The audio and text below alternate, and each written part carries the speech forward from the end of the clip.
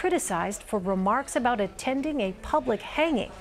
Critics have also pointed to one report saying she attended a so-called segregation academy, a school open to circumvent policy requiring white students and black students to go to school together. President Trump praised Hyde-Smith earlier this afternoon.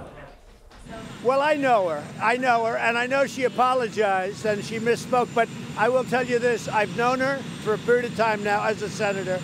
She's been an excellent senator. She's done a great job. She's somebody that's respected in the Senate. She felt very badly. She certainly didn't mean that. And, was taken a certain way, but she certainly didn't mean it. And as I understand it, she's already apologized, and very strongly. President Trump's immigration policy is back in the spotlight today. A 60 Minutes investigation last night revealed that the administration's zero-tolerance policy, which included family separations, was piloted earlier than once known. And the migrant crisis at the U.S.-Mexico border escalated over the weekend. U.S. border officers fired tear gas as demonstrations turned violent on the southern side of the border. President Trump responded on Twitter, calling on Mexico to deport those at the border while threatening to permanently shut it down. And at the White House Monday, he defended the use of tear gas. They had to use because they were being rushed by some very tough people, and they used tear gas. And here's the bottom line. Nobody's coming into our country unless they come in legally. Immigration will be one topic at this weekend's G20 summit in Buenos Aires. Trade will be another major topic. President Trump is expected to meet with Chinese President Xi Jinping as the U.S. trade war with China escalates. Mr. Trump is also expected to meet with Russian President Vladimir Putin. But the big question is whether President Trump will meet with Saudi's Crown Prince, Mohammed bin Salman, who is also expected to attend. The president sided with the Crown Prince over the CIA when his intelligence agency found that the prince ordered the killing of journalist Jamal Khashoggi. So there's a lot to watch this week. We'll begin in Mississippi. Our Ed O'Keefe is in Tupelo, where President Trump will campaign for Hyde-Smith in just a few minutes. So, Ed, the president is being deployed last minute to a state he won by nearly 18 percentage points. How much is this election about Hyde-Smith, and how much is it about him? Hyde-Smith would like to make it all about Donald Trump, Elaine. She has spent the last 2 weeks really quite relentlessly focused on the fact that the president supports her, that she supports the president, and that she would be a yes vote for whatever he wants in Washington. Democrats would like to make it about the incumbent, Senator Hyde-Smith, who has been facing, of course, questions about some things she has said in the past, the recent past, and some questions about some of her own deeds, if you will, over the last few years. What exactly transpires tomorrow, though, remains to be seen. Both sides concede this is probably a single-digit race, but if history is any guide, a presidential visit on the eve of an election has a way of helping in red states like this one, and Republicans are pretty confident they'll pull it off tomorrow by at least maybe 5 or 6 points. Well, Senator Hyde-Smith is facing criticism for her comments referencing a, quote, public hanging. Let's listen now to how she responded to that at a debate last week. For anyone that was offended by my comments, I certainly apologize. There was no ill will, no intent whatsoever in my statements. I also recognize that this comment was twisted and it was turned into a weapon to be used against me, a political weapon used for nothing but personal and political gain by my opponent. That's the type of politics Mississippians are sick and tired of. Ed, is there any way to gauge right now whether that response was enough for voters? Hard to tell because there's been no public polling in this race since the second round began. And yet she said that last week at the debate, and she has otherwise tried to stay out of the spotlight, avoiding reporters yesterday at a series of stops. Today made no public appearances until she appears on this stage a little later and then down along the Gulf Coast with the president. Her campaign seems to be intent on trying to do no harm at this point. She said what she said in that debate. If I offended you, so be it. And hoping that essentially a barrage of ads on television that remind people that she's a supporter of the president and that her Democratic opponent Mike Espy would not be, might be enough to pull this off. Well, let me ask you, you asked Mike Espy Monday if there are places where he agrees with the president. Let's listen to his response. I've always said that I respect the office of the president. Whoever's in it, I respect the office. So whatever, if it's President Trump, if it's President whomever. So Mississippi First means I value Mississippi over everything else, over party, over persons, over everybody. I'm an independent person, and I'll be an independent senator. So, Ed, what is your take on his response there? That's exactly what a Democrat has to do in a state like this, where the president won by 18 and where every statewide elected position is held by Republicans. It's a state that has seen a transformation, much like other now deep red states across the country. And so they understand that if you're going to win an election as a Democrat, you have to cast yourself as an independent actor. Very similar to what Joe Manchin does in West Virginia, very similar to what John Tester did in Montana, and what Joe Donnelly and Claire McCaskill perhaps unsuccessfully did this month in Indiana and Missouri.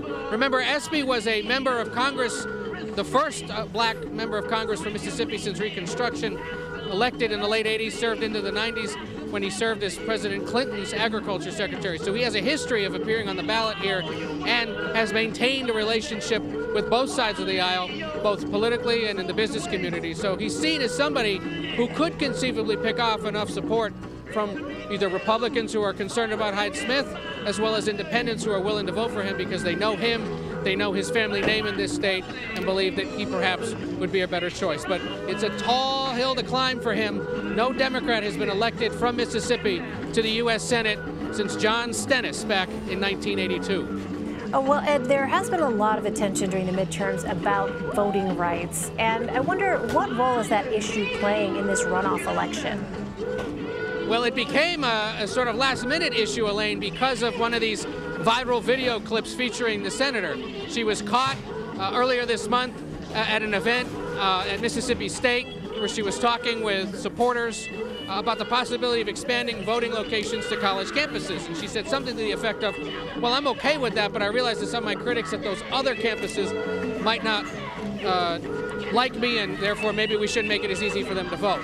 In a state like Mississippi, where voter suppression, where other troubled racial elements have sort of colored this state's history, that was seen by Democrats, by civil rights groups in and outside the state as a troubling statement, and one that they've highlighted, in addition to her comments about the possibility of sitting in the front row of a public lynching if one of her supporters asked her to do so. So those two moments, caught on video by a liberal blogger, really have been what Democrats have relied on in the closing days of this contest, hoping that it infuriates enough folks to show up to vote against her and to vote for Espy. All right, Ed O'Keefe reporting from Tupelo, Mississippi, the birthplace of Elvis. Ed, thank you. Take care.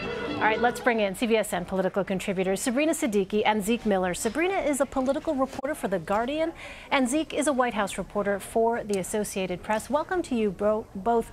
Sabrina, let me start with you.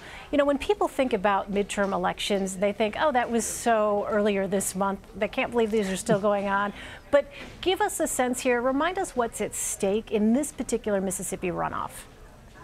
Well, certainly what's at stake is another Senate seat. And Republicans, when you looked at the results following the midterm elections, did not see quite as expansive gains in the Senate as initially projected, particularly as the Arizona Senate race was called in favor of Democrats. They did hold on to Florida despite a recount over there, but they do have a fairly narrow majority still in the Senate. And so that's why each seat is critical, especially when you think about judicial nominees and the prospects of the president potentially having in the coming years even another Supreme Court nominee. The fact that the president has to go out and campaign in a state like Mississippi also speaks to a sense among Republicans that they can't take this one for granted. They do not want a repeat of the Alabama special election.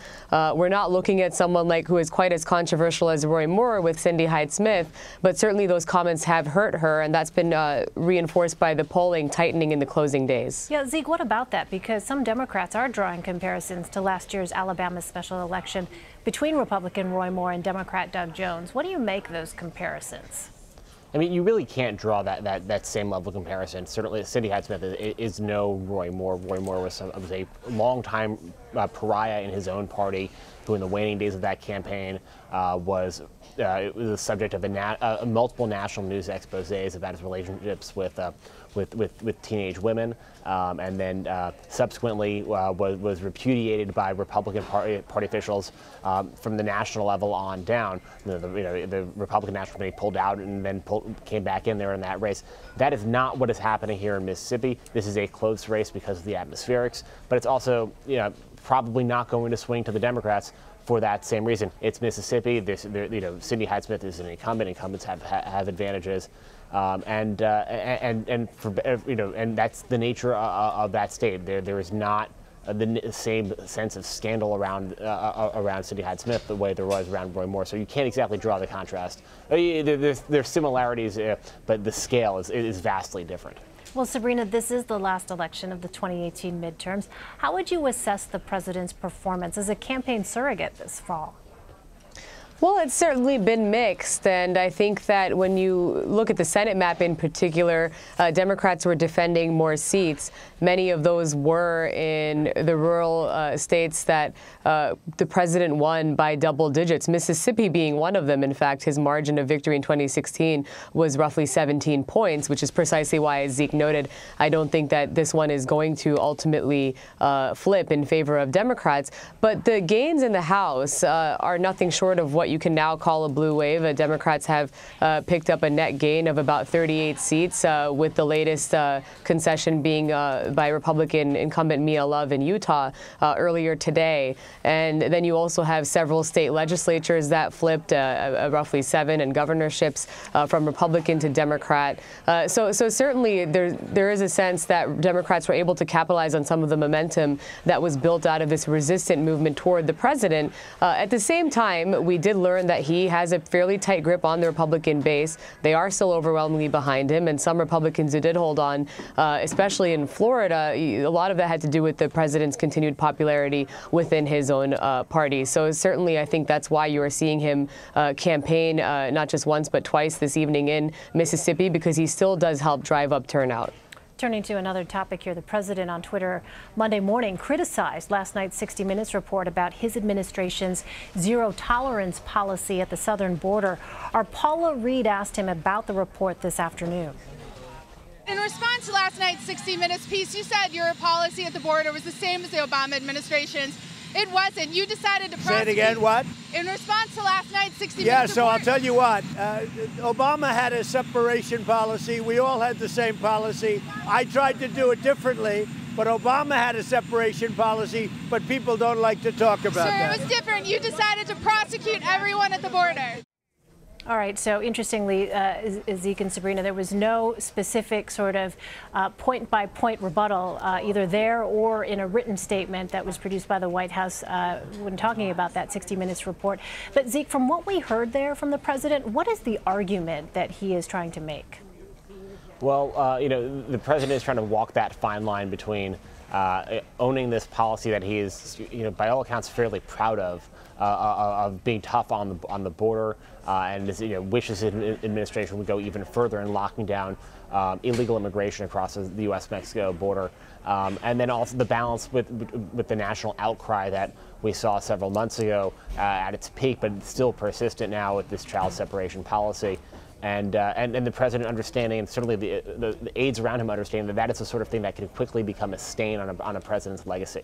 And so he's trying to walk that very fine line between what he believes to be one of his greatest accomplishments and what is his greatest sort of political and historical liability, moral liability to a certain extent. And one of the things in the president's tweets about that 60 Minutes report is that he sort of made the implication, and sort of the central component of that report was that this was a this was a deterrent policy, that separating children from their families at the border was to create a disincentive for people to continue to cross the border. The president essentially confirmed that, as has his aides multiple times over. If that's where the administration wants to sort of point and to criticize the news reports, saying that it wasn't as a deterrent, it was a consequence of other policies, they don't really have a whole lot to stand on there. Well, what new questions, Zeke, does that report raise for the administration? Well, certainly some of the ongoing legal litigation surrounding that policy and subsequent policies, it does provide additional fact pattern basis for some of those legal challenges that they'll have to deal with in the coming months and years. And then politically for the president, it shows that, still 6 months after this became a big national controversy, the president still hasn't found a way to talk about it. And looking ahead to 2020 in particular, where he will not be able to avoid it once there is particularly in a general election context, when he's on stage, presumably in a debate against a Democratic opponent, he will be pressed on this, and he has yet to find a way to talk about it and explain really one of the most controversial policies of the administration. So he and his administration certainly have a lot of work to do on that front. Well, at the same time, President Trump is renewing his attention on the migrant caravan and the southern border, including a threat to, quote, permanently close the U.S. southern border. How much can the president, Sabrina, do unilaterally here? Well, he can't unilaterally shut down the U.S.-Mexico border. At best, there are parts of the border that he can temporarily close, and a lot of that would have more to do with what is an escalation there between some of the troops who have been sent down to the border and some of the migrants who are seeking to come in. Now, it's important to recall that these migrants who are fleeing poverty and violence in Central America, they have a legal right to claim asylum at the U.S.-Mexico border. There have been reports that they are being denied the right to claim asylum, and so some of them are then feeling as though they have to cross illegally.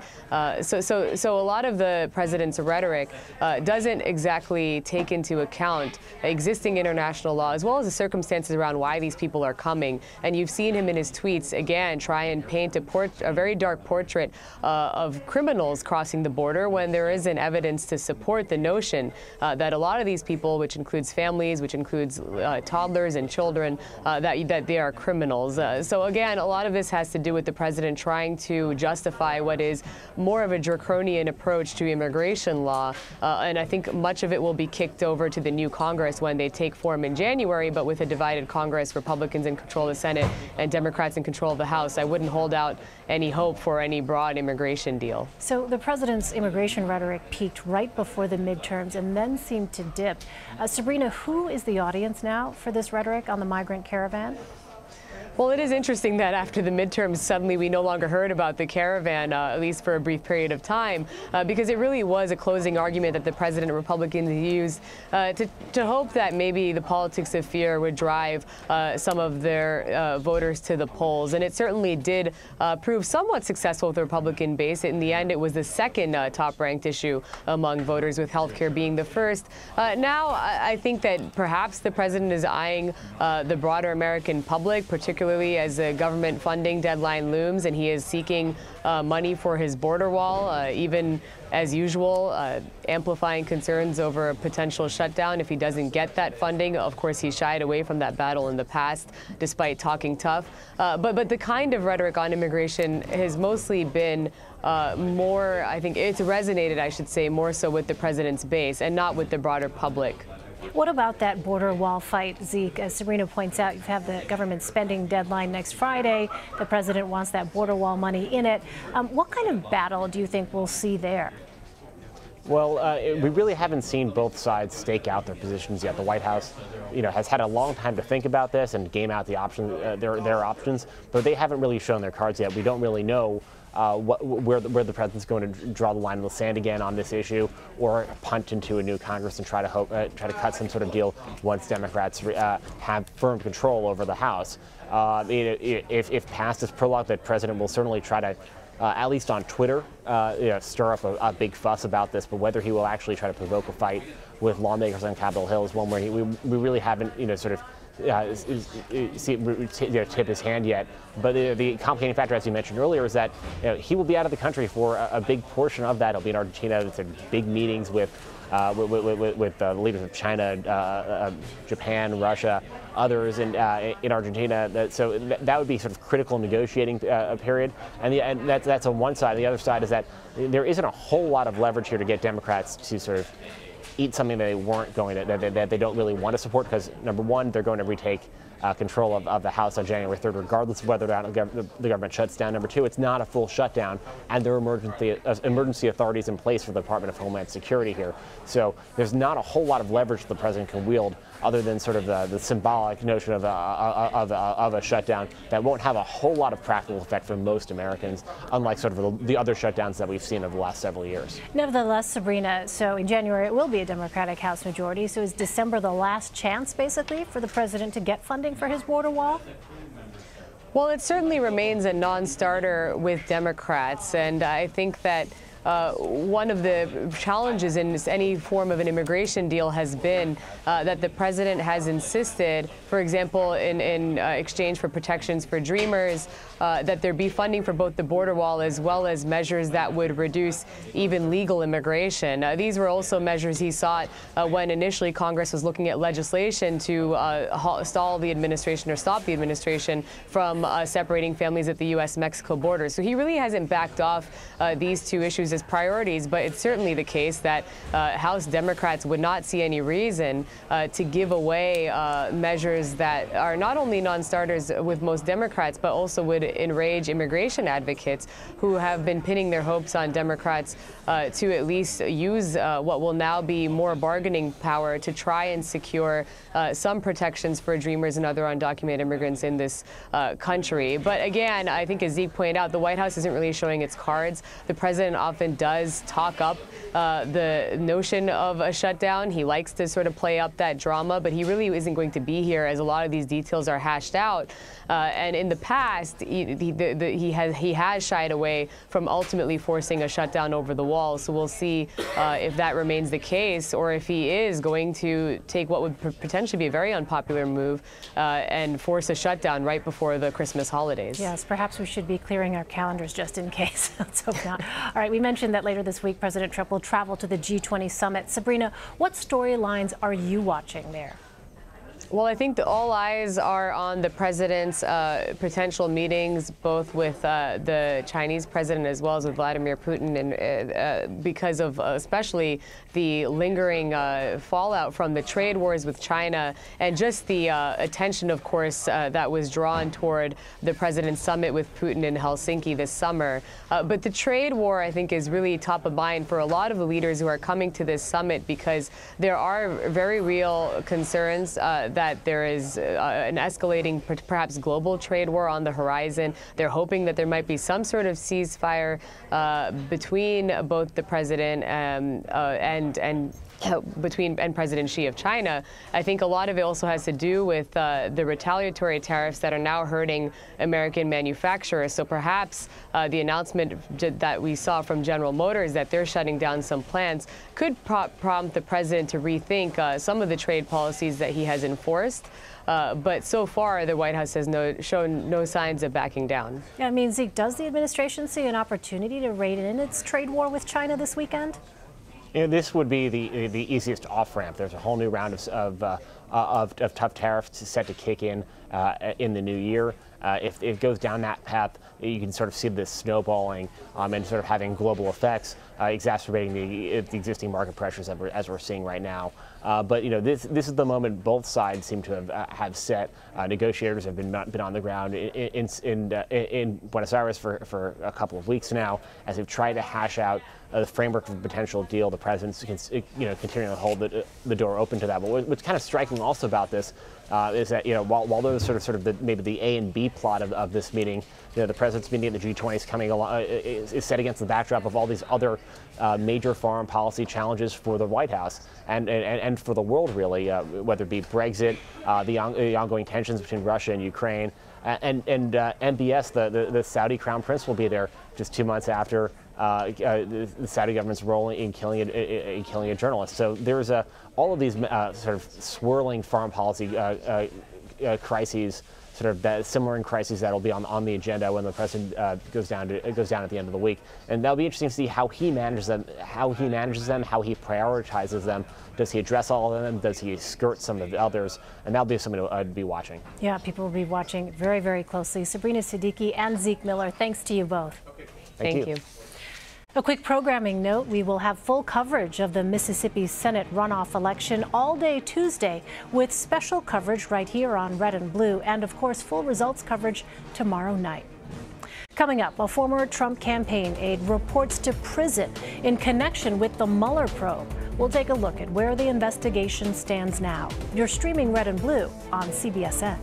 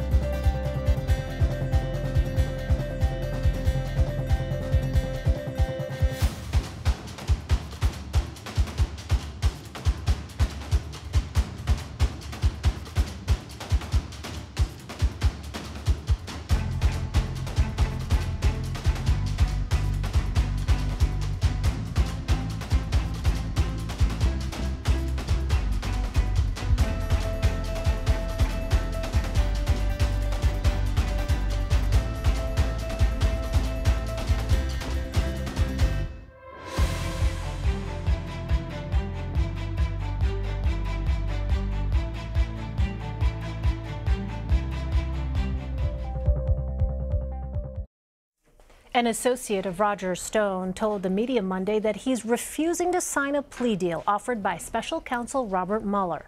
Conservative conspiracy theorist Jerome Corsi said special counsel Robert Mueller offered him a plea deal on one count of perjury, but he won't take it.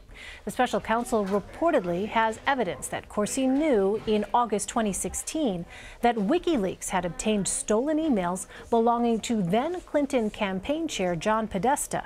Corsi insisted it was just an educated guess. I basically figured it out, which is what I do. I connect the dots. I didn't need any source to tell me. The news comes a day after attorney Alan Dershowitz, a frequent defender of President Trump, told ABC News that special counsel Mueller's probe will be, quote, devastating for the president. So we're getting information from Paul Manafort. We're getting information perhaps from Corsi. We're already getting information from Gates, from Cohen, from Phil. And that's an awful lot of people tied to the president providing evidence. It is, and I think the report is going to be devastating to the president.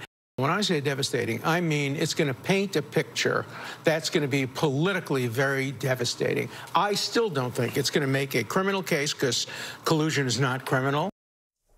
All right, joining me now is Bob Litt. Bob worked in the Justice Department in the 90s, serving as Principal Associate Deputy Attorney General. He also served as General Counsel for the Director of National Intelligence. Bob, thanks so much for joining us. Thanks for having me. Let me start off by jumping off of Alan Dershowitz's comments there. He used the word devastating, at least from a political perspective. From your point of view, what would have to be in Bob Mueller's report for it to be, quote unquote, devastating to the president? Well, I think it's important to start by emphasizing that nobody really knows what Bob Mueller is doing and what evidence he has. His operation has been buttoned up tight. There have been no leaks from it.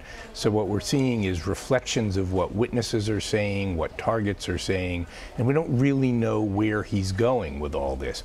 I would think that the types of things that might be devastating were significant evidence of financial connections with Russians that may or may not violate the law, and significant evidence that government decisions are being influenced by personal financial interests of the president.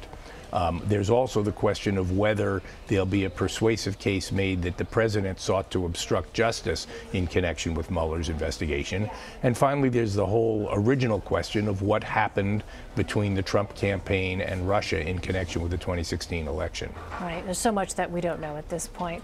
Let's turn back to Jerome Corsi. Why does it matter, Bob, how he learned about the stolen emails that WikiLeaks obtained? Well, we know that WikiLeaks and Russia were working together. And if there is, in fact, evidence that Corsi, in connection with the campaign, was talking to WikiLeaks and knew what WikiLeaks was doing, that could be seen as evidence of coordination between the Trump campaign and WikiLeaks. Corsi is now saying that he just made an educated guess. Again, we don't know what evidence Bob Mueller has to the contrary. We may find out if there's an indictment of Corsi. Well, what about this apparent refusal to take a plea deal? What does that mean for Corsi's associate, Roger Stone, and then by extension, President Trump? I think it's important to recognize that it's not unusual for defendants to reject a plea deal and later to accept it. We saw that happen in this very investigation with Gates, who initially rejected a plea deal. One of the things that happens is that in the course of plea discussions, prosecutors frequently don't disclose all of their evidence to the target. And then when an indictment comes and the prosecutors are obligated by the law to turn over a lot of information about their evidence, sometimes the case looks a little different to the defendant, and he decides at that point to take a plea, as Gates did.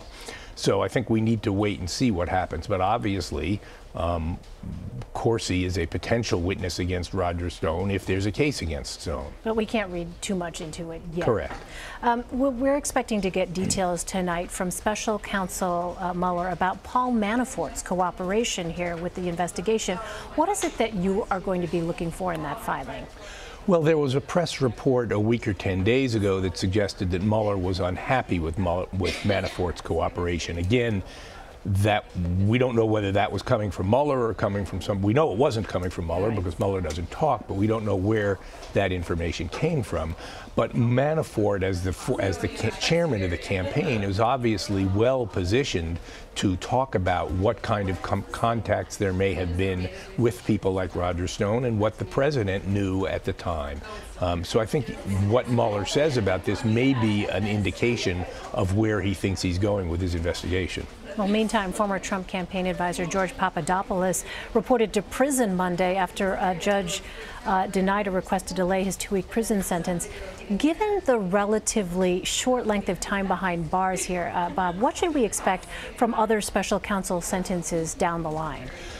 Well, again, it's going to depend very much, for one thing, on whether the individual agrees to cooperate and plead guilty or whether the individual goes to trial. There is a long established rule that people who go to trial are likely to get longer sentences than people who, as the saying goes in the law, accept responsibility for their conduct.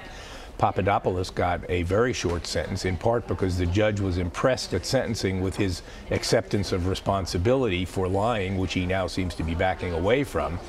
I think he's probably lucky that the judge didn't allow him to withdraw his guilty plea, because I think if he was convicted, he probably would have gotten a substantially longer sentence at this point. Is there any way at all to tell where we are in the investigation? Not really. Okay. There are straws out there, but there's nothing that really gives you a sense of, for example, how close Mueller is to finishing. Every few months, somebody says he's close to wrapping it up, and then the investigation continues. And that's because he's been conducting the investigation the way it ought to be conducted, which is to say in secret and not in the press. All right, Bob Litt. Bob, really appreciate your insight. Thank you so much. Thanks for having me. All right, we want to take you now to Tupelo, Mississippi, where President Trump is campaigning for Republican Cindy Hyde-Smith ahead of tomorrow's Senate runoff election. And the great new governor of Ohio and the governor of Florida and the senator from Florida, and a lot of things we won that a lot of people aren't talking about. Tennessee, right? Missouri, that was a good one. I said you couldn't get Claire out of there. We got her out of there. We got her out of there. They don't want to talk about any of that. And actually, for the House people that we did work for, if you look, we went to Kentucky. Great guy, Andy Barr, we got him in, and a lot of great races. We really did a good job. But I can only make so many stops. And today, I'm making 3 of them in Mississippi. You believe it? But you know what, Tupelo? You're the first one, okay? Don't tell anybody. Don't tell anybody, because we'll get in trouble. But you're the first one. So I appreciate you all being. This is a big crowd. I wish the press was a little bit back further. Look what's back there. Media, look all behind you. Media. Hello, folks. My guys could have set it up a little bit better. You know, no, honestly, they do have these great cameras with the magnifying on them. I mean, if they were back a little further, we would have had all the people over here instead of back in the corners. Can you remember that next time, folks? Maybe my people.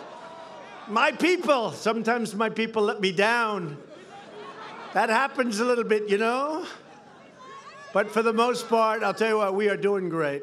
This election's about jobs and judges, borders, and protecting the blessings of freedom and prosperity for our children. That's what it's about.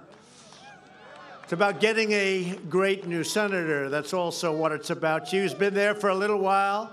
And in that little while, everybody really respects her, really likes her, and she loves you, that I can tell you. She really does. Special woman. It's about preserving a strong military, a safe community, and a soaring economy. We're doing great. I'm here to ask the people of Mississippi to send Cindy Hyde-Smith back to the United States Senate so we can make America great again. We can make it great for all Americans. It's all Americans. Your vote on Tuesday will decide whether we build on our extraordinary achievements or whether we empower the radical Democrats to obstruct our progress, reverse our gains, and return to the failures of the past. For years, you watched as powerful forces in Washington chipped away your jobs. You saw that. You saw that. That's changing. You see what's coming in. So many companies coming in to Mississippi and every place else, by the way. They sacrifice your security.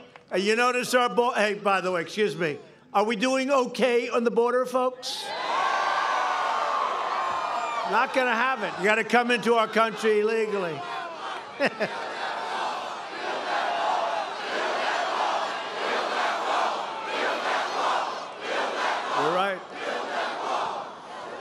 You're right, and we had a lot of it built, and it's going up. But I'll tell you that the rest of it, you saw that's pretty nasty-looking wire, isn't it, huh? Pretty nasty. But we're doing well. We're not letting people into our country unless they come in legally, and we want people to come in through merit. We have great companies coming into our country. We need workers. We want them to come in, but they have to be talented people that can love our country. They have to come in through merit. Through merit, not through lottery, not where we pick them out of a basket, right? Where the government puts them in. You think the government's putting their finest in there? I don't know. History would say they probably aren't. They're not putting Elvis in there, right? We're not going to find Elvis. Under my administration, we are living by a new policy. It's a very simple 2 words. It's called America First. That's what we're all about now. Republicans have unleashed the greatest economic comeback in American history. It's true. We're doing even better than you would understand. Everybody's negotiating to come back in. And by the way, and we're negotiating great trade deals in the opposite way, because we have had the worst trade deal and the worst trade deals of any country probably ever. The dumbest deals, the worst, but they're really good now. And they're getting good. And, you know, at the end of the week, I meet with China. I meet with a lot of other countries that have not treated us too well, but we're doing extremely well. Hello back there. Oh, I feel so guilty. You're so far back. They just don't learn. This happened to me in Georgia. The press had such a good site, and the people are so far back there. Is there any way we can let those people come along here? Because if you can, let them. Okay? What do you think? Yes? Yes? I wish the media would show this crowd. They never do. Look over there. Look, it's incredible. I wish the media would show this crowd. Watch. If I say spin the cameras, they'll never spin the cameras. They don't want the people to know how many people are here. They never do, and that's okay. You know what you do? You can tell. You can tell by the sound. Because you can't imitate thousands and thousands of people.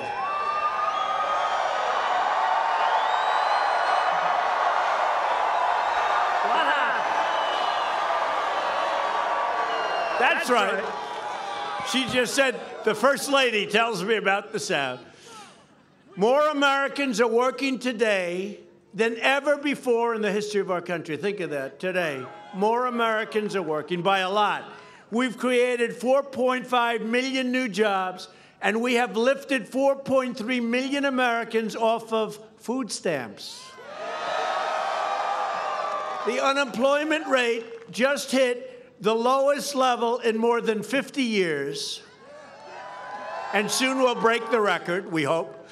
Here in Mississippi, the unemployment rate has reached its all-time low in history. Thank you. Well, you do have a great governor, you know that.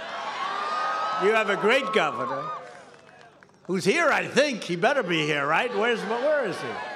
There, okay, good. Boy, I'm going to introduce you in a couple of...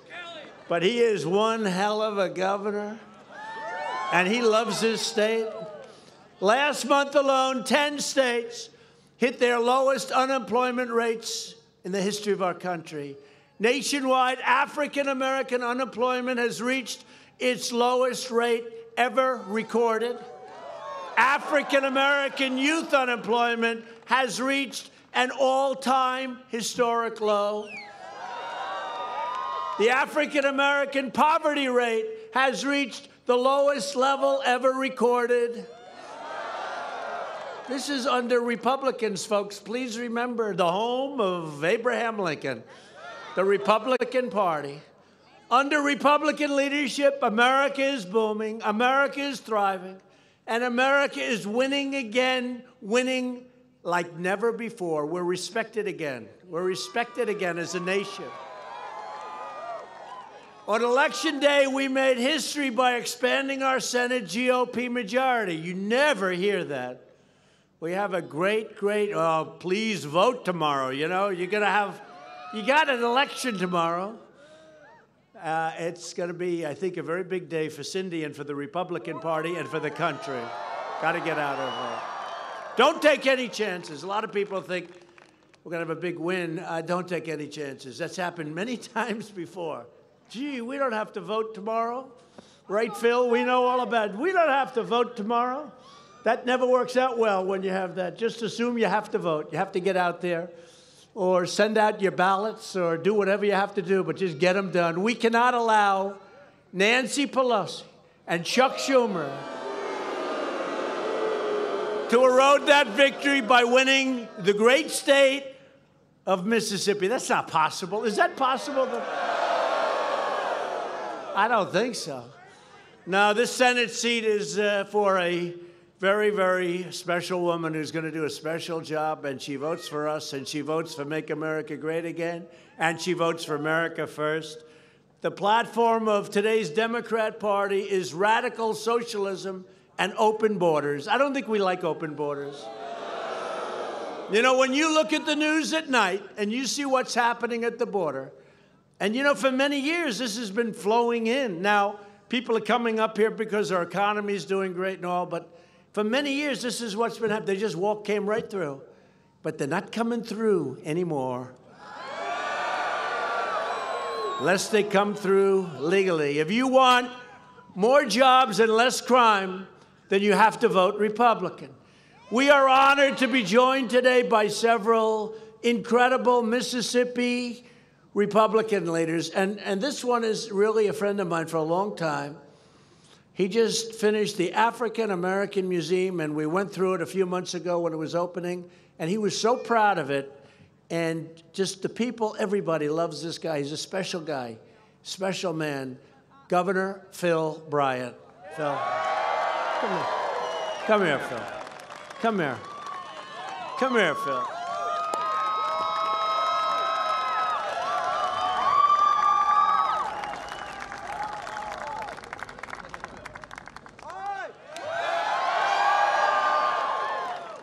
Special man, a congressman, great general, tough guy, always been on our side. You know who I'm talking about? Congressman Trent Kelly. Trent, tough, loves your state. A man who's become very, very, I mean, just incredible. Every time there's difficulty, in his way, that quiet, killer way of his, he always wins. Senator Roger Wicker. Roger, he always wins. And he's a great guy. And I brought a star along. You know, he became an even bigger star during that horrible situation with Brett Kavanaugh. He gave probably 100 words, and they'll go down. I mean, you're going to be playing those words for a long time. And they were very special. They meant a lot, because this was a man who, Brett Kavanaugh, was extraordinary, and he was beaten up so badly and so unfairly by the Democrats. But we got through it. There were a lot of lies. There were a lot of lies. A number of people have already recanted their stories. Never happened. You know that, right? Never happened. But this man said some brilliant and beautiful and warm from the heart words that really helped us get a great Supreme Court Justice, Senator Lindsey Graham. He's here. Where is he? Come here. Come here. He's become my friend, actually. He's become my friend. So he can never duplicate what he did. In fact, he'll probably do a lousy job when I say a few words. But you know what? He really did. He did a special job. And he's just a great guy. Lindsey, say a few words.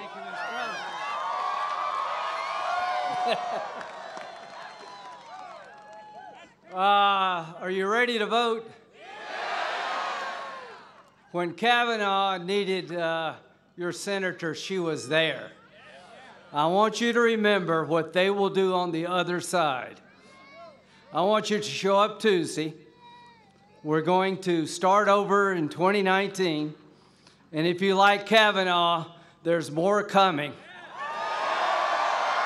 Mr. President, you've done a hell of a job. Keep it up. Let's win tomorrow. Thank you, Lindsey. Thank you. Thank you. Thank you.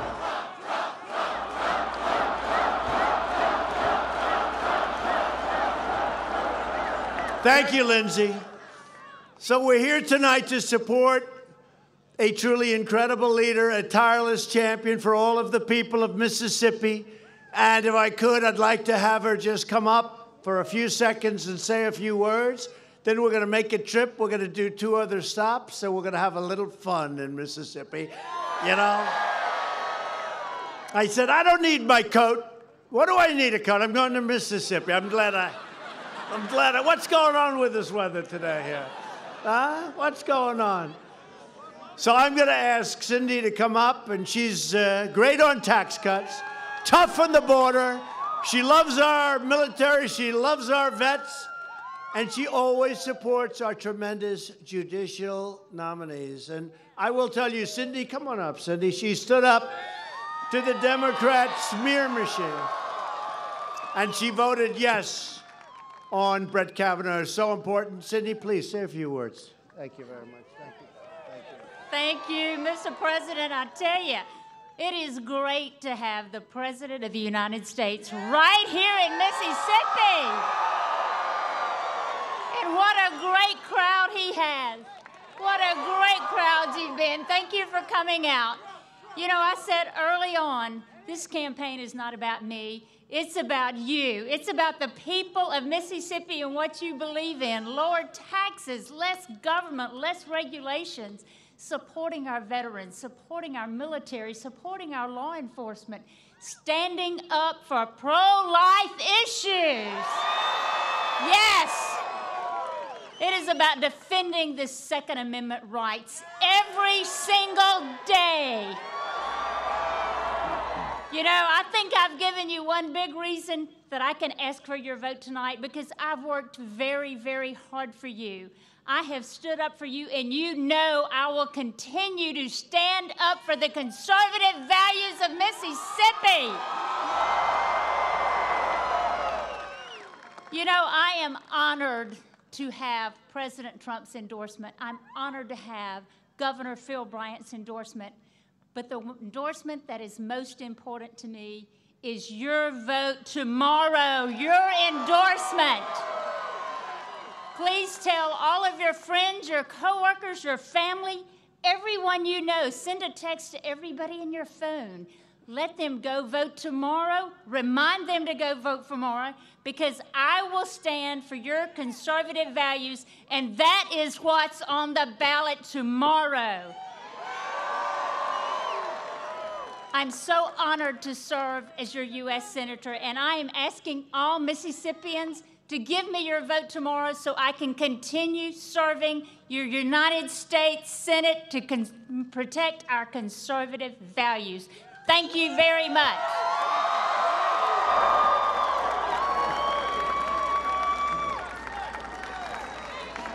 Wow.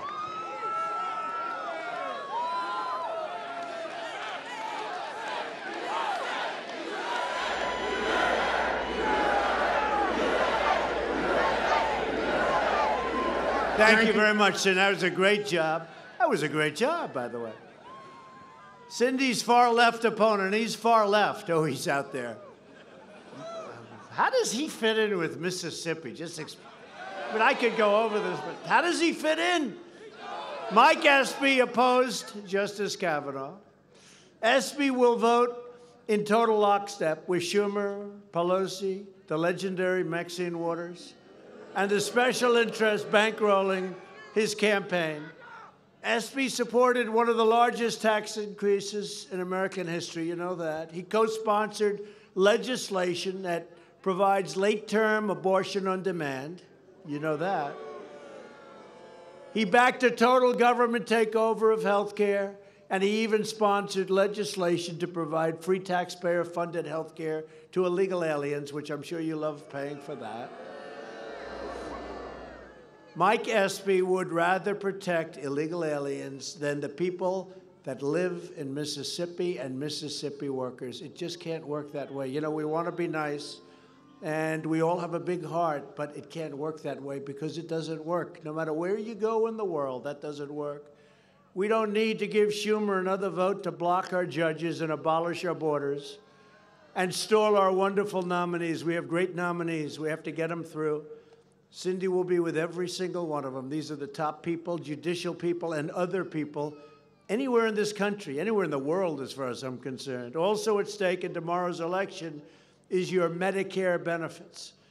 Democrats want to raid the Medicare to fund socialism. It's very simple what's going on. I do really want to run against a true socialist because I can't believe that's what this country wants. But let's see what happens. That's going to be a very interesting fight. Republicans want to protect Medicare for their great seniors who have earned it, and by the way, who have paid for it. You know that. And Republicans will always protect Americans with pre-existing conditions. Democrats will also destroy your health care by inviting millions upon millions of aliens to violate our borders. Once they arrive, they want to sign them up for free health care, free welfare, free education, and the right to vote. You know, talking about the fake media, I was doing that speech recently, and I said, and each one of them gets a free Rolls Royce. And so the media, one of the particular groups, you know, they said, he said they get a Rolls Royce, and they don't get a Rolls Royce. I said, okay, they don't get a Rolls Royce. They said he gets a Pinocchio for that. They said he gets, Phil, you hear that? I said Rolls Royce, and they said, no, he doesn't. They got me, Phil, they got me. Democrats have become the party of caravans and crime. True. Because when you have open borders, you have crime. When you have sanctuary cities, you have crime. Republicans are committed to halting this incursion and defending the sovereign territory of the United States of America. We're very proud of it. We will not tolerate any form of assault or attack upon our border agents like happened yesterday, or any attempt to destroy federal property, overrun federal authorities, or bring chaos and violence to American soil. And if you look at what's happening along the border, you see what's happening. The mayor of Tijuana, he said, these are tough people. These people fight when you talk to them. These are tough people. We don't want those people in Mississippi. I'm sorry. Of course, I know you'd win the fight, but who needs it, right? Who needs it? Who needs it? Last year alone, our brave Border Patrol and ICE agents seized nearly 1 million pounds of illegal narcotics, and they don't want to have ICE. Since I took the oath of office, ICE agents have arrested over 235,000 aliens with criminal records, including those charged or convicted of more than 100,000 assaults and nearly 4,000 killings. Think of that. 4,000 killings, and they want to abolish ICE. No, thank you. And by the way, the ICE folks, they're tough, and they're smart, and they're great, and they love our country. Just remember that. 1 in 5 federal prisoners is a non-citizen. You don't hear that ever. Illegal immigration is also deeply unfair to American workers, including African-American workers. My administration will always protect Mississippi workers from unfair and illegal competition. A nation's first duty is to take care of its own citizens. After years of defending our borders, and you look at doing all of this, we defend all sorts of borders. We defend our borders just a little bit, but now we defend our borders very strongly. We defend the borders of other nations, but we don't defend our borders properly. But that's all changed since we got elected. We've done a good job. We're sending a clear message to the caravans and to the trespassers. Turn around, go back home. Do you ever notice they say they're coming up? And they want protection because their country is such a bad place. But they're waving the flags of their countries as they're walking up. I don't know, somehow that doesn't work, right? Doesn't work.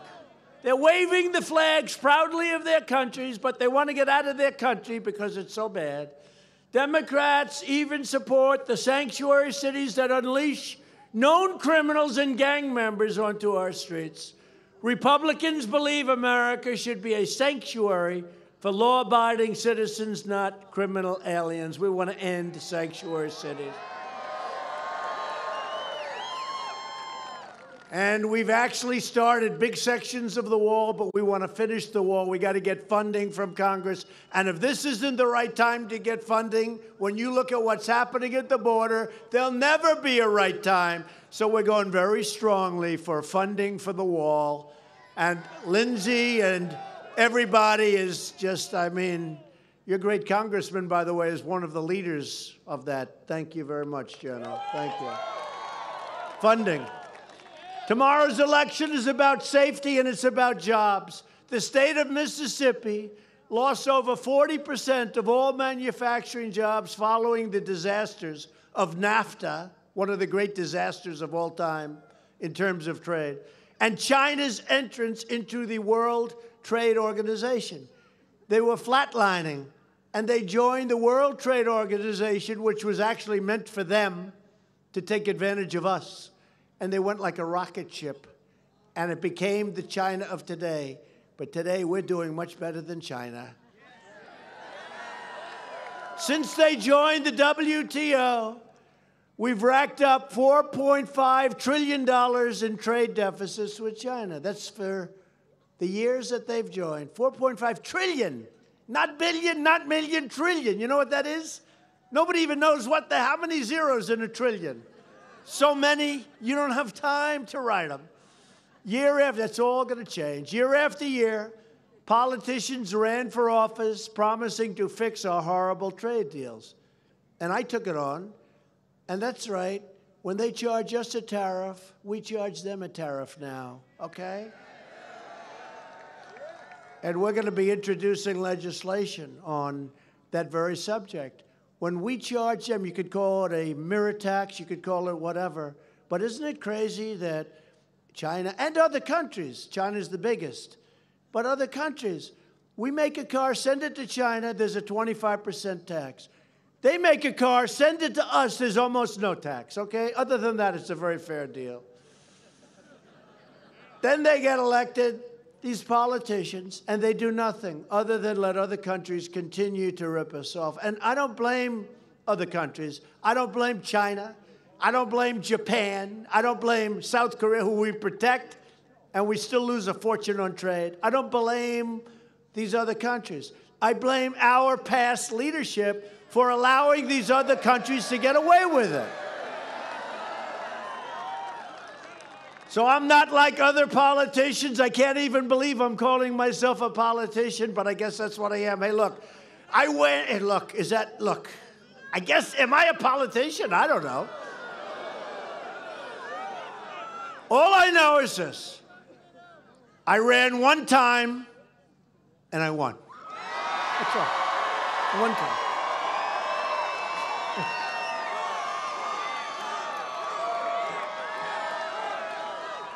One time.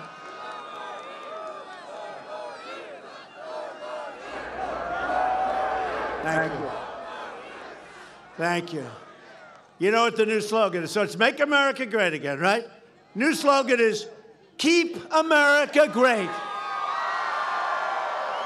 But don't tell anybody, okay? We don't want somebody stealing that slogan. It'd be hard for somebody else. Actually, I guess I'd like the opponents to steal that slogan, right? Now we're replacing the horrible job-killing NAFTA with a brand-new U.S.-Mexico-Canada agreement, which is a good deal for us, a really good deal. Countries, and you take a look at the countries that we're stealing. You look at what went on in Mexico, where our car manufacturers went down there, make 25% of our cars now in Mexico. All of that's not going to happen anymore. They're not going to be leaving our country. We're going to make it very difficult under this agreement, and that's fine. And I let it be known right at the beginning. We have to have that. The USMCA, like YMCA, the song, YMCA, YMCA. The USMCA is a tremendous victory for Mississippi farmers. We love our farmers, manufacturers, and auto workers. And by the way, speaking of farmers and small business owners, you know, in our tax cuts, we passed the largest tax cuts in history, and we have great provisions there, like Anwar, the great oil site in Alaska, right? They've been trying to get it for 40 years. But you know what's great for our farmers and small business? The estate tax, the death tax. If you love your children, you'd like to leave your estate, your farm, your small business, whatever it may be, you'd like to leave it to your children, right?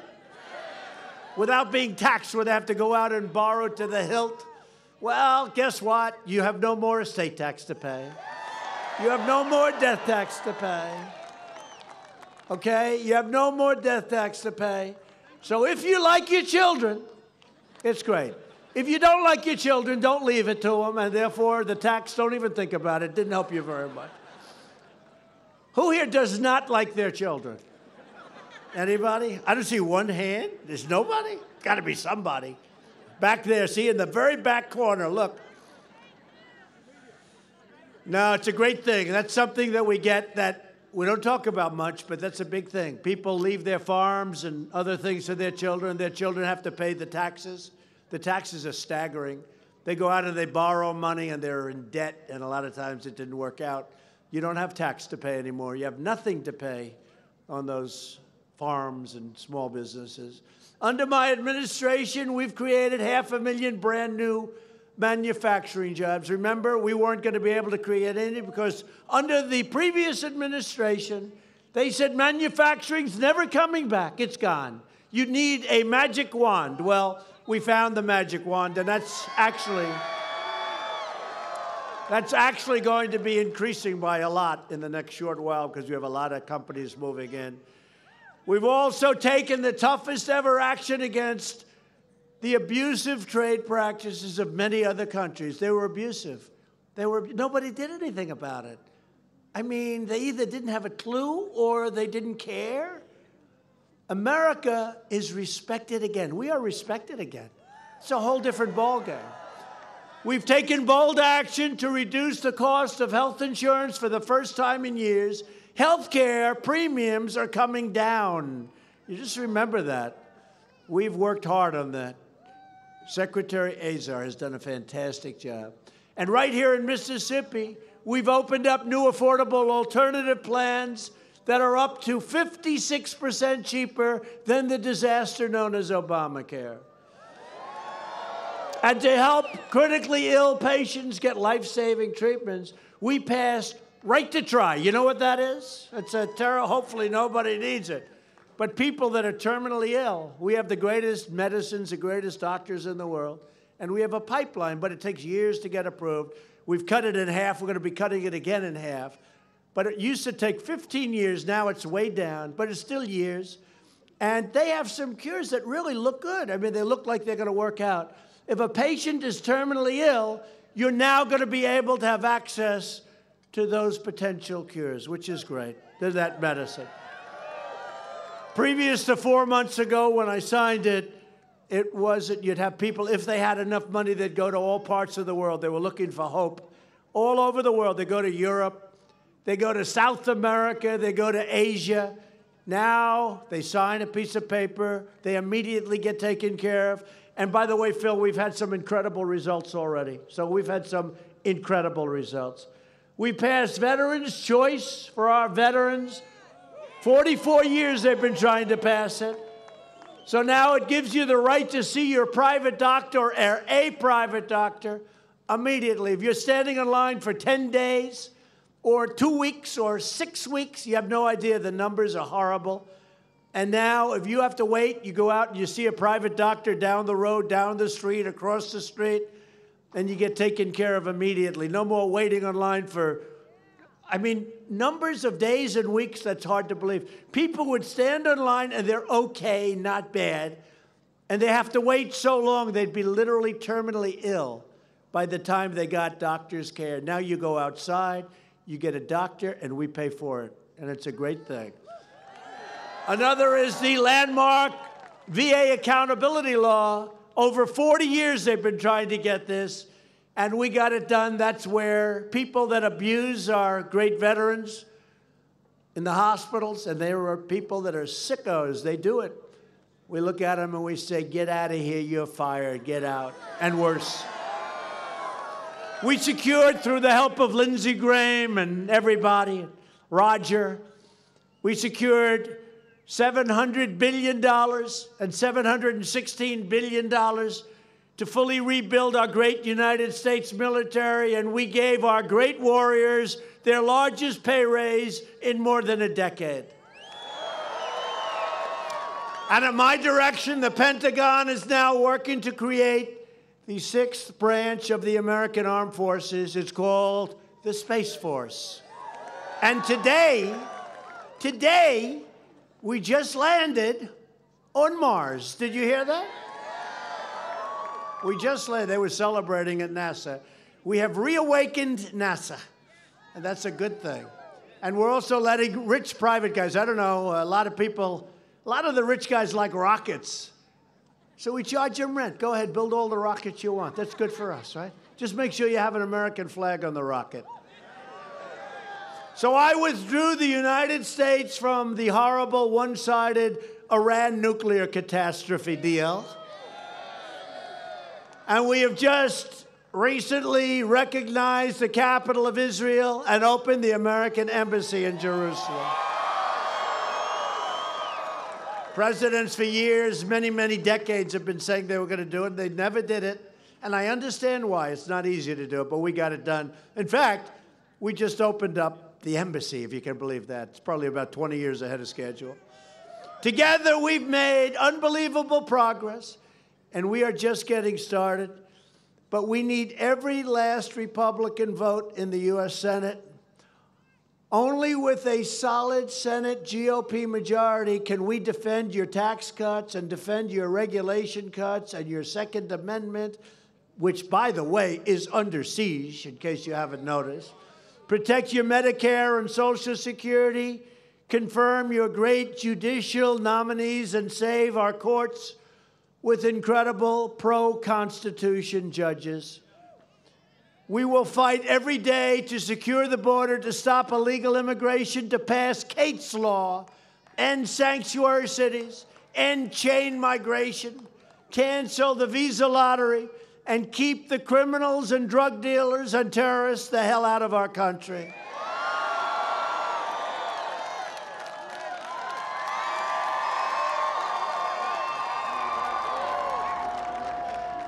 And we will lift millions more of our citizens from welfare to work, dependence to independence, and poverty to prosperity. For years, you watched as your leaders apologized for America. Now you have a president who is standing up for America, who loves your country. We all love our country. We are standing up for your values. We are standing up for Mississippi, and we are proudly standing up for our great national anthem. So I am asking every citizen from every party, community, background, race, color, religion, and creed, for the honor of your support. I need you to get your family, get your friends, get your neighbors, get your coworkers, and get out tomorrow and vote for Cindy Hyde-Smith.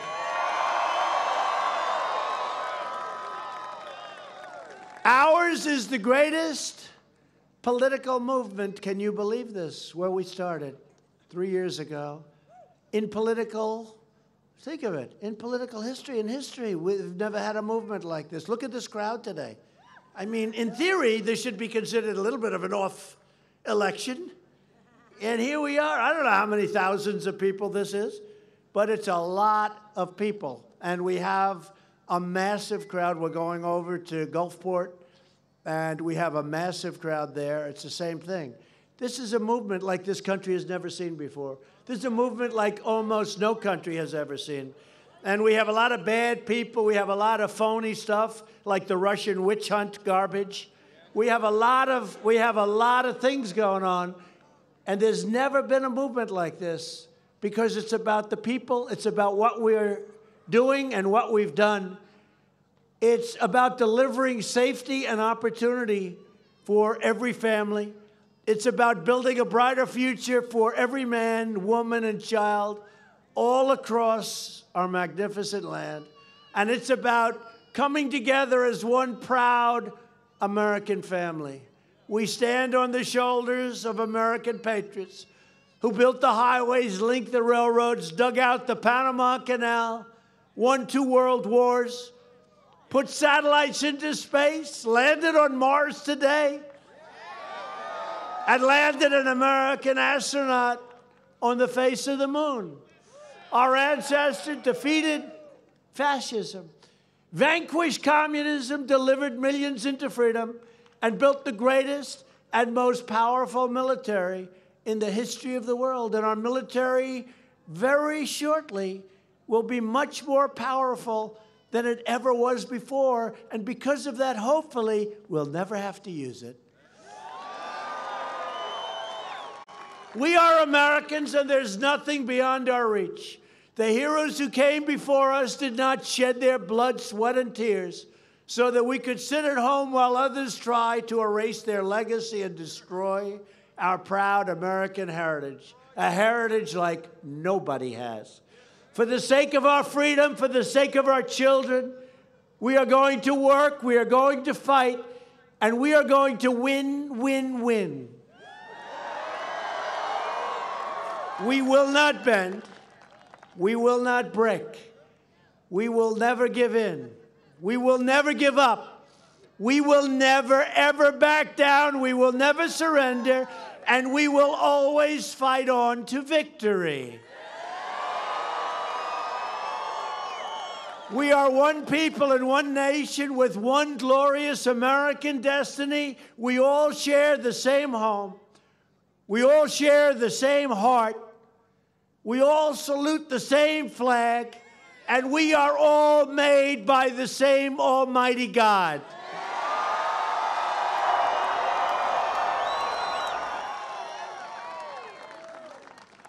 So together, and I want to thank you so much. This is so beautiful, the spirit, the people, incredible place. With all of the people of Mississippi, we will make America wealthy again. We will make America strong again. We will make America safe again. And we will make America great again. Thank you very much, everybody. Thank you. Thank you very much.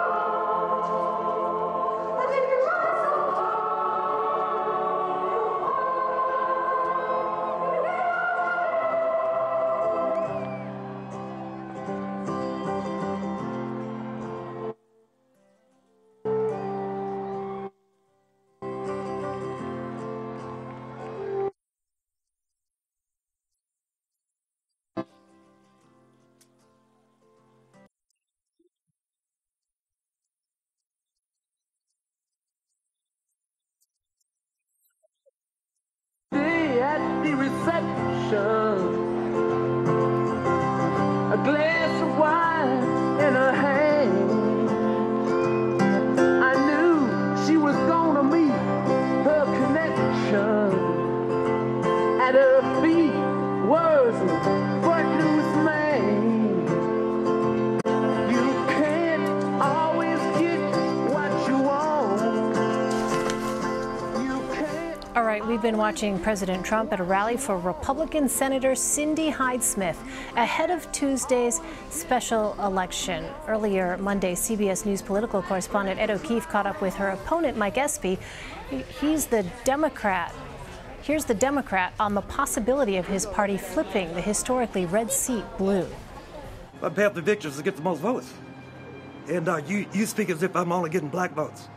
I know I can't win only with black votes. That's never been where we are. We've got to get votes from everybody. So I tell everyone I need Republicans, I need independents, I need those who never voted before, all to come out tomorrow to vote for me. Chris Kiefer joins me now from Tupelo, where the president held his rally. He's the editor at the Northeast Mississippi Daily Journal. Chris, thanks so much for joining us. Thank you for having me. So the president is being deployed last minute to a state he won by nearly 18 percentage points. Let's listen to what he said about the race.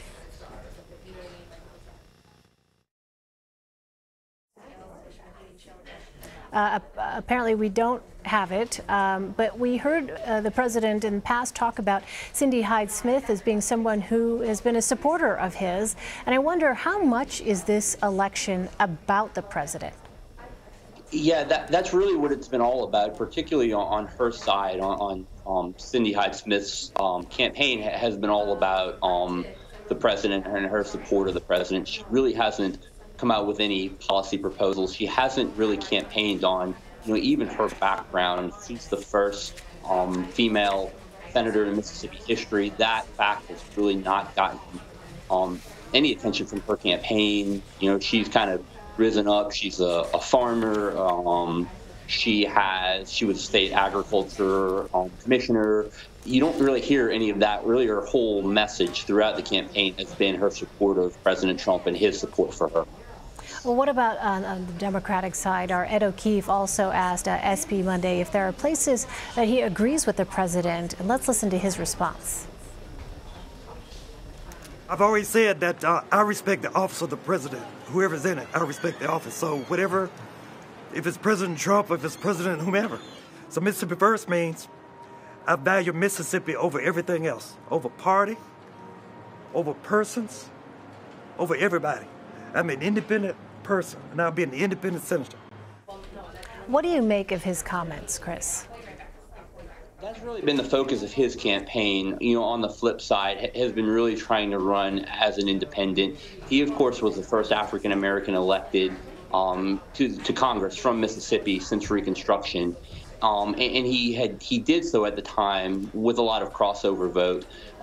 He made waves in, I guess it would have been 2011 for his support of then Republican gubernatorial candidate Haley Barbour when Haley Barbour was running for re-election.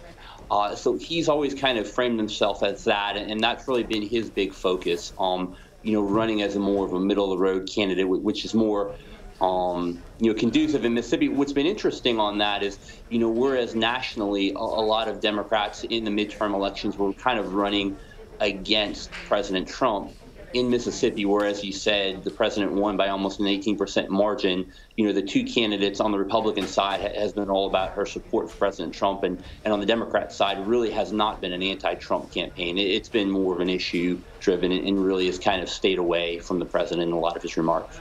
Well, a Democrat hasn't won a Senate race in Mississippi since 1982. How much of an uphill battle does Espy face in trying to flip this seat? It's going to be uphill. Really, I think a lot of pundits felt like his best chance was in the general election because it was split. He was really the only main Democratic candidate with two potentially strong Republicans going, and a Tea Party candidate, and then Cindy Hyde-Smith, who's kind of got more the support of the state establishment. She was appointed by the governor to the seat. And so at the time, his strategy seemed to be to split the votes between those two, or even for there to be enough of a faction between them that would possibly give him the 50% in the first runoff, or at least create a big enough margin for him to get there. The interesting thing is, coming out of that election, it was really tight, and Cindy Hyde-Smith was ahead. I think she was about 41, 42%. He was about 40, 41. So, and the Tea Party candidate had sent all of the support to her, at least vocally, which would have seemed to give her the support for the election. But it's been an interesting 3 weeks. Her comments have really hurt her in a lot of ways and caused a lot of you know, backlash against her campaign, and that has potentially opened the door that, you know, on November 6th, the morning of November 7th, I should say, you know, she seemed at the time to have a pretty clear path. Yeah, let me ask you about that, because she is facing criticism for her comments referencing a, quote, public hanging. And let's listen to how she responded at a debate last week. For anyone that was offended by my comments, I certainly apologize. There was no ill will, no intent whatsoever in my statements. I also recognize that this comment